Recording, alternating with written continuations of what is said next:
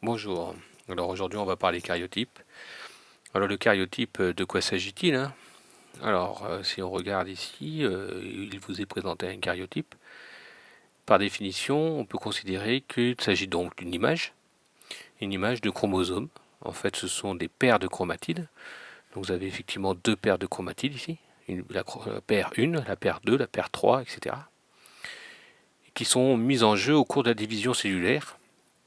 Tout simplement parce que pour obtenir ce cariotype, eh bien, il a fallu bloquer les chromosomes au cours de la division cellulaire pour mettre en évidence ces chromosomes. Alors, ces cariotypes sont basés donc sur une organisation des chromosomes. Alors, parlons un peu d'anatomie du chromosome. Alors, les chromosomes, ici vous avez les deux paires de chromatides, vous avez un bras court, vous avez un centromère, vous avez un bras long, et puis vous avez donc les deux chromatides sœurs. Alors, qu'observe-t-on? Alors si on regarde un petit peu ici, petit jeu qui consiste à organiser les chromosomes, eh bien la première chose qui saute aux yeux, c'est la taille. On voit bien ici que les chromosomes sont organisés en fonction de leur taille. Donc ici je compare au 10, puis au 3, puis je vais voir par hasard si par rapport au 12 ça va, puis je me rends compte que ça colle pas. Donc je le mets avec le 3. Ensuite, on voit que ici, on a un chromosome qui ne va ni avec le 10 ni avec le 12. Donc, bon, ben, il est de taille différente. Donc, je vais le mettre à part et puis je vais considérer qu'il s'agit d'un des chromosomes sexuels. Les autres chromosomes, vous voyez, ils trouvent leur place, leur paire, assez facilement. Mais je me rends compte que finalement, entre le 10 et le 12 et le 13, j'aurais pu hésiter.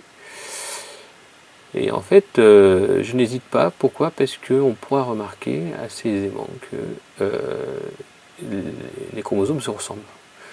D'ailleurs, vous pouvez noter qu'il existe des bandes noires et des bandes blanches, et que je vais me servir également de l'organisation de ces bandes pour organiser mon cariotype. Donc, effectivement, les chromosomes, je vais les organiser en fonction de leur taille, mais également de la position des bandes noires et des bandes blanches. Donc, si je zoome ici pour le 12, vous voyez que ça colle parfaitement, tout comme le chromosome 10. C'est pour ça que je n'ai pas hésité longtemps entre le 10 et le 12. En gros, finalement, les chromosomes sont disposés par paire et on les a disposés en fonction de la position du centromère. Alors là, il était difficile de voir les centromères, mais en fait, en réalité, on les dispose en fonction du centromère, de la longueur des bras courts et des bras longs, donc en gros de la longueur du chromosome. Il faut que les chromosomes homologues soient à peu près de taille identique. Et enfin des bandes claires et des bandes sombres, de façon à ne pas les confondre. Alors ici, qu'observe-t-on? Bien, on observe une photographie sur laquelle on voit des animaux. On aurait pu faire la même chose avec des plantes. On voit qu'ici, vous avez pour la bactérie, vous avez un chromosome. Vous avez pour le chat, vous avez 34 chromosomes.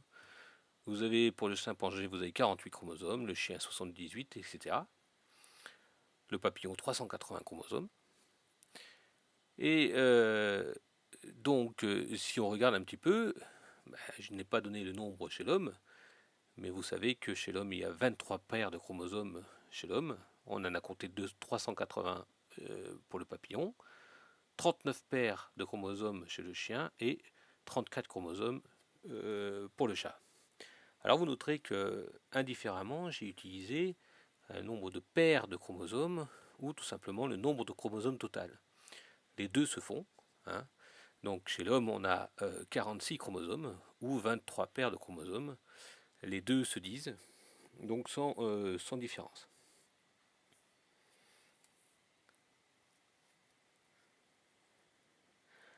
Alors, finalement, chaque espèce possède un nombre de chromosomes qui lui est caractéristique. Alors, qu'observe-t-on ici? Alors, on a un cariotype humain, donc des êtres vivants humains. On voit que chez la femme, vous avez donc nos 23 paires de chromosomes, les 22 paires ici de chromosomes, et puis une paire ici, XX. Et puis chez l'homme, eh bien, on voit que vous avez encore 23 paires de chromosomes, donc tout va bien. Et puis vous avez par contre une paire qui s'appelle XY. Donc pour faire le résumé, eh bien, le karyotype est bien formé de 22 paires de chromosomes qu'on appelle des autosomes, et que la différence entre un homme et une femme eh bien, se fait au niveau du chromosome sexuel, des chromosomes sexuels qu'on appelle les gonosomes. Alors chez la femme, finalement, elle est XX, et chez l'homme, elle est XY. Enfin, il est XY. Donc chez l'être humain, l'analyse du karyotype permet d'associer le sexe chromosomique de l'organisme en cohérence avec son sexe morphologique et physiologique. Alors ici, qu'observe-t-on? Eh bien, on remarque que quelle que soit la nature des cellules, vous avez une cellule nerveuse, vous avez des cellules des neurones, bon, vous avez un karyotype, voilà, enfin un karyotype à partir de neurones. Si on prend des cellules de la bouche, des cellules épithéliales de la bouche, vous retrouvez vos 23 paires de chromosomes. Donc, si on regarde, on compare les deux karyotypes ici, on ne voit aucune différence. Il s'agit clairement donc d'une femme, d'accord, XX. Puis si on prend une cellule œuf, on pourrait supposer que c'est une cellule œuf qui est à l'origine de cet organisme complexe, et bien l'autre, on retrouve exactement le même karyotype. Donc en fait, en résumé, le karyotype de l'individu est le même, quelles que soient les cellules de cet individu. Donc le karyotype est caractéristique d'un individu. Alors finalement, à quoi ça peut servir de faire un karyotype? Alors un karyotype, ça sert à déterminer le sexe. Donc de façon évidente, on vient juste de le voir, il est facile de déterminer s'il s'agit d'un homme ou d'une femme. Ça peut avoir un intérêt, notamment pour un dépistage. Par exemple, il y a des maladies dont la prévalence est plus importante pour un sexe ou pour un autre. Donc il peut s'avérer être utile de déterminer le sexe avant la naissance. Alors ensuite, ça permet de déterminer des anomalies du nombre de chromosomes, donc une anomalie assez connue, c'est la trisomie 21. Alors ici, on voit un karyotype, donc il s'agit donc d'un garçon. Donc là, en l'occurrence, ça ne correspond pas à la photo. Mais enfin bon, vous avez quand même ici un garçon avec 3 chromosomes, ici, vous voyez, 3 chromosomes 21. Alors la trisomie, il existe également la trisomie 18. Ici, vous voyez que vous avez un individu avec 18 chromosomes. Donc vous avez ici le chromosome X, le chromosome Y, donc il s'agit toujours d'un garçon. Et puis vous avez donc également des monosomies. Donc par exemple ici, il y a un chromosome X, et puis il lui manque le chromosome Y, ou il lui manque le deuxième chromosome X. Donc clairement, il lui manque un chromosome, et donc il s'agit de ce qu'on appelle des monosomies X. Donc ça peut être également donc, de déterminer des anomalies du nombre de chromosomes.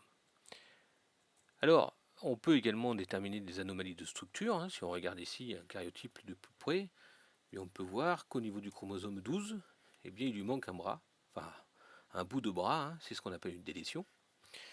Et puis si on regarde ici un deuxième karyotype, eh bien, on voit que le chromosome 10, eh bien, vous avez un chromosome qui a un bras un peu allongé. Il s'agit donc d'une insertion. Voilà, donc ça, ce sont des anomalies de structure.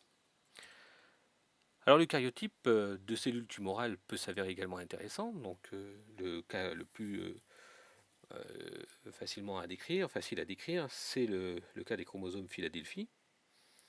Donc dans ces cas-là, on voit par exemple que il y a eu au niveau du chromosome 9, eh bien, il y a un gène, peu importe son nom, puis au niveau du chromosome 22, bien, il y a un autre gène, peu importe son nom. Et dans le cas d'un chromosome Philadelphie, eh bien, sur le 22, on voit que eh bien, ils se sont échangés quelque chose. Donc une partie du chromosome 22 est passée sur le chromosome 9. Donc celui-ci, vous voyez, il s'est allongé. Donc il y a une anomalie ici clairement de structure. Et puis le gène ici du chromosome 9 est allé à la suite du gène du chromosome 22. Et ce gène, ces deux gènes fusionnés, sont caractéristiques de ce qu'on appelle un chromosome Philadelphie. Alors ça peut s'avérer intéressant parce que la détermination donc, de ce type de karyotype tumoral permet d'assurer un diagnostic et de faire des hypothèses pronostiques sur la gravité potentielle ou d'évaluer des efficacités thérapeutiques. Donc voilà l'intérêt de ce type de karyotype. Bon, alors comment on fait un karyotype? Alors le point de départ, c'est la prise de sang. C'est la prise de sang ou l'amniosynthèse dans le cas d'un fœtus. Alors tout commence par une prise de sang, donc je disais, une prise de sang, on prend le sang et on le met dans un milieu de croissance, d'accord? Donc on va stimuler comme ça la mitose. Et puis on va bloquer la mitose à l'aide d'un produit chimique qu'on appelle la colchicine, donc ça va bloquer la mitose. On va récupérer comme ça les cellules, et ces cellules, donc les cellules du sang, les cellules de sang, eh bien, on va les mettre en présence d'une solution saline de façon à essayer d'exploser les cellules, entre autres. Et puis on va donc récupérer ces cellules qui sont éclatées a priori, et on va zoomer à l'aide d'un microscope. Et on va réaliser donc une observation microscopique. Et on va faire un cliché photographique, vous avez vu, on a fait un cliché photographique. Et puis à l'aide donc d'un ciseau, d'une paire de ciseaux, eh bien, on va pouvoir réorganiser les chromosomes à l'aide d'une technique, la technique que nous avions donc en fonction de la position des centromères, en fonction de la longueur des bras, en fonction des bandes, et ainsi de suite. Bon voilà, donc j'espère que vous avez tout compris sur le karyotype. Je vous souhaite bon courage.